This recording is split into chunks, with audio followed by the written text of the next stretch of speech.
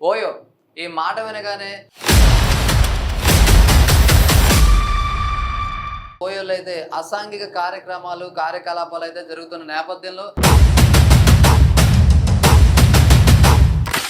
చెప్పాలంటే వ్యభిచారం లాంటి పనులు కూడా జరుగుతున్నాయని చెప్పేసి ఈ ప్రభుత్వ అధికారులు కానీ పోలీసులు కానీ ఓయోల మీద అయితే నిఘాలు పెట్టారు.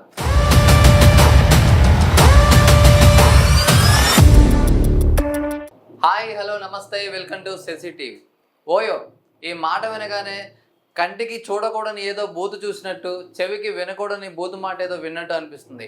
ఒకప్పుడు ఇవి కేవలం ఫ్యామిలీస్ కానీ ఫ్రెండ్స్ కానీ ఎక్కడికైనా వేరే ఊరు వెళ్తే స్టే చేయడానికి మాత్రమే ఉండేవి. కానీ గత కొంతకాలంగా వీటి రూపురేఖలు వీరి పేర్లు అన్నీ మారిపోయాయి.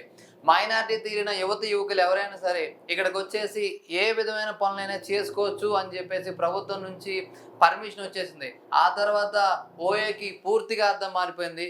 మరి రకరకాలుగా ఓయోలో అయితే అసాంఘిక కార్యకలాపాలు అయితే జరుగుతున్న నేపథ్యంలో ప్రస్తుతం చూసుకుంటే హైదరాబాద్లో ఎక్కడ చూసినా ఓయోల మీద పోలీసు దాడులు జరుగుతూనే ఉన్నాయి. అసలు ఏంటి, ఎందుకు ఇలా జరుగుతుంది అనే విషయాలపై ఇప్పుడు మనం సీనియర్ జర్నలిస్ట్ ఆదినారాయణ గారు ఉన్నారు. ఆయనతో మాట్లాడి మరి పూర్తి వివరాలు తెలుసుకుందాం. సార్ నమస్కారం. నమస్తే సార్, ప్రస్తుతం చూసుకుంటే ఏంటి సార్ ఓయోలో పరిస్థితి ఏంటి? ఓయో చుట్టూ ఒక క్రైమ్ ఏదో నడుస్తోంది అనేది వాళ్ళ దృష్టికి వచ్చింది, పోలీసుల దృష్టికి. తొలిసారిగా గ్రేటర్ హైదరాబాద్లో కూకట్పల్లిలో ఏసీపీ శ్రీనివాస్ గారి ఆధ్వర్యంలో రైడ్ జరిగింది ఓయో హోటల్ మీద. అది ఇప్పుడు వార్త. దీని ముందు కూడా చాలా రోజులుగా ఓయో చుట్టూ కొన్ని అసాంఘిక కార్యకలాపాలు ఎలా ఉండేవంటే, ఓయో అనే దాన్ని ఇప్పుడు ఓయోకి వెళ్ళడం అనేది ఎవరికి ఏం పెద్ద డిస్టర్బెన్స్ కాదు, ఎవరు పోకూడదు అని చెప్పడానికి వీల్లేదు. ఎందుకంటే చట్టము 377 సెక్షన్ ప్రకారం అందరూ ఎవరితోనే సంచరించవచ్చు, అది వాళ్ళ యొక్క లైంగిక స్వేచ్ఛ. దాన్ని ఇప్పుడు సబ్జెక్ట్ కాదు. కానీ ఎవరైతే కొన్ని జంటలు వస్తున్నారో ఆ వచ్చిన వాళ్ళు బెడ్ మీద పడుకుంటే బుక్ అయిపోతున్నారు. కారణం ఏంటి అంటే వాళ్ళ మీద నిఘా పెట్టడము, అదే హోటల్ యాజమాన్యం సీసీ కెమెరాలు పెట్టడం. ఒక లాయర్ చెప్తుంటే లాయర్ అడ్వకేట్ నేహా చెప్తుంటే విన్నాను ఇందాక. ఆమె ఏమంటుందంటే, మీరు హోటల్కి వెళ్తే మీకు తెలియకుండా సీసీ కెమెరాలు పెట్టి వాటిని మీరు ఆ తర్వాత బ్లాక్మెయిల్ చేసి అయితే ఏమో వాటిని మీ దగ్గర సెటిల్ చేసుకుంటారు, లేకపోతే ఏం చేస్తారంటే దాన్ని తీసుకుపోయి అమ్ముకుంటారు ఫోన్ సెట్లకి.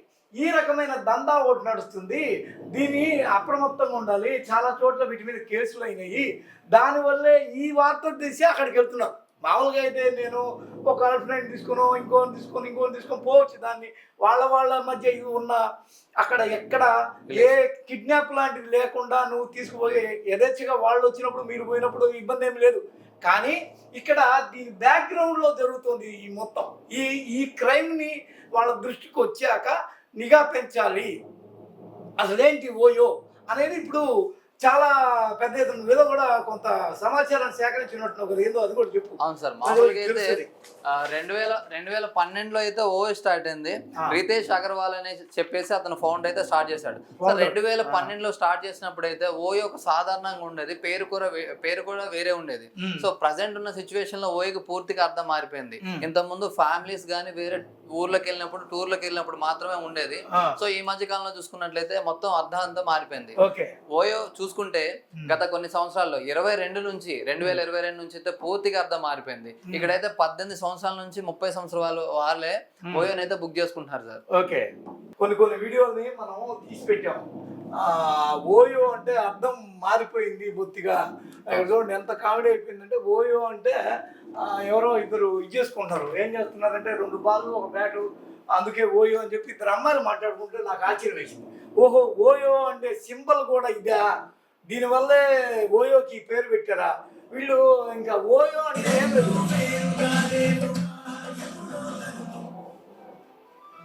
ఓయోకి తీసుకెళ్తా ఫిజికల్గా హెల్ప్ చేస్తావా అంటే దీనిలో వాళ్ళు ఏం మాట్లాడుకుంటున్నారని కాదు. ఓయో అంటే అమ్మాయి అబ్బాయి మధ్య ఒక ఫిజికల్ అంటే ఇంటర్ కోర్స్కి లేకపోతే ఇంటిమసీకి ఒక నెలవుగా మారిపోయింది ఇది. ఓయో అనేది ఒక పెద్ద, అది ఒక కేర్ ఆఫ్ దేనికి అయిపోయిందంటే ఇంకంతే, సెక్స్కి వాళ్ళిద్దరు కలిసి సెక్స్ చేసుకోవడానికి వెళ్తున్నారని అంతేందుకు జబర్దస్త్లో కూడా దీని మీద జోకులు వచ్చినాయి. సార్ అందులో చూసుకుంటే ఇప్పుడు ఓయో అనేది చట్టబద్ధంగా యువకులు 18 ఏళ్ళు దాటిన వారు ఎవరైనా సరే ఏదైనా ఆధార్ కార్డు కానీ సమ్ ఐడి కార్డు చూపించైతే వెళ్ళొచ్చు అని చెప్పేసి ప్రభుత్వం కూడా ఇది ఇచ్చింది, పర్మిషన్ ఇచ్చేసింది. పర్మిషన్ ఇచ్చేసింది. అటువంటి సిచ్యువేషన్ మరి రీసెంట్ గా చూసుకుంటే హైదరాబాద్ ఓయోలో అయితే విపరీతంగా దాడులు జరుగుతున్నాయి. సో ఇవి ఎందుకంటారు? అదే నేను ఇప్పుడు ఇంతకు ముందే ఏం చెప్పాను అంటే దీనిలాగా జరిగితే వచ్చిన ఇబ్బంది ఎవరికి లేదు. దీని చుట్టూ ఇప్పుడు మీకు స్పాల మీద అప్పుడప్పుడు దాడులు జరుగుతున్నాయి. స్పాలు, బాడీ స్పాలు చూసారు ఎప్పుడన్నా? ఆ స్పాల్లో ఏం చేస్తారంటే మంచి అందమైన నేపాల్ లేకపోతే ఇంకా అటువైపు నార్త్ ఈస్ట్ లేకపోతే థాయిలాండ్ నుంచి మేము అమ్మాయిని తెప్పించామని చెప్పి అక్కడ వాళ్ళకి బాడీ మసాజ్ చేస్తారు. థాయ్ మసాజ్ అంటే అది స్పెషల్.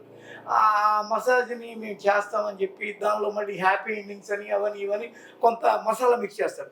ఎప్పుడైతే ఆ స్పాలు పెద్ద పెద్ద టైకూన్స్ వస్తారు ఆ స్పాలకి, ఇక్కడ కూడా జూబ్లీస్ బంజారాహిల్స్లో కూడా బ్రహ్మాండంగా స్పాల్స్ ఉంటాయి. ఆ తర్వాత 5 స్టార్ హోటల్లో అంతా స్పాలు ఉంటాయి.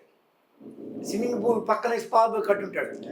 దానిలో ఏంటి అంటే స్పా చేస్తున్నట్టు చేసి స్పై కెమెరా పెడతారు. స్పై పెట్టి దాన్ని ఏం చేస్తారంటే వాళ్ళ విజువల్స్ అన్ని తీసుకుంటారు.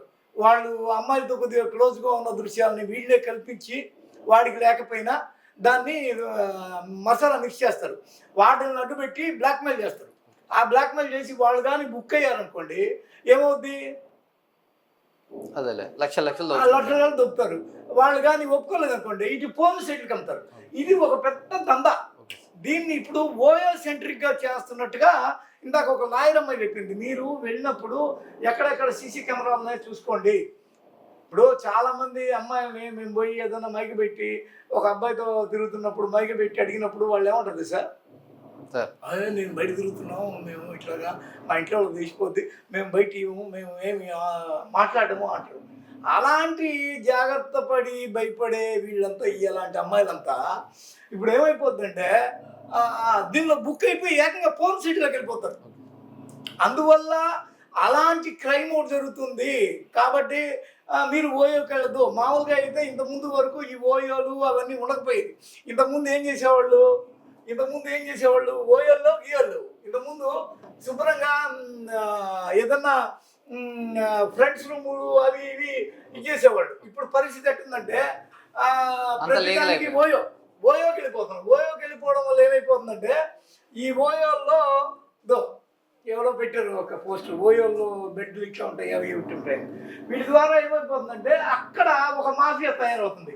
మామూలుగా అయితే ఈ లవర్స్ అంతా చెట్లు పొదలు కనుక ఇంత ముందు రోజుల్లో ఇచ్చేసేవాళ్ళు. కానీ ఇప్పుడు ఏమైపోయింది అంత పబ్లిక్ లీగల్ అంటే పబ్లిక్ లీగల్ అయిపోయింది. కాబట్టి ఇంతకుముందు మళ్ళీ వీళ్ళకి ఇవి ఇచ్చేవాళ్ళు కాదు, రూములు ఇచ్చేవాళ్ళు కాదు.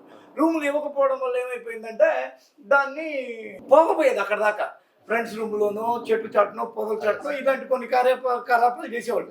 ఇప్పుడు ఎప్పుడైతే పబ్లిక్ అయిందో హోటల్ ఇస్తున్నారో దాన్ని ఒకళ్ళు క్యాష్ చేసుకోండి. మీరు అన్నట్టుగా ఆయన ఎవరు అగర్వాల్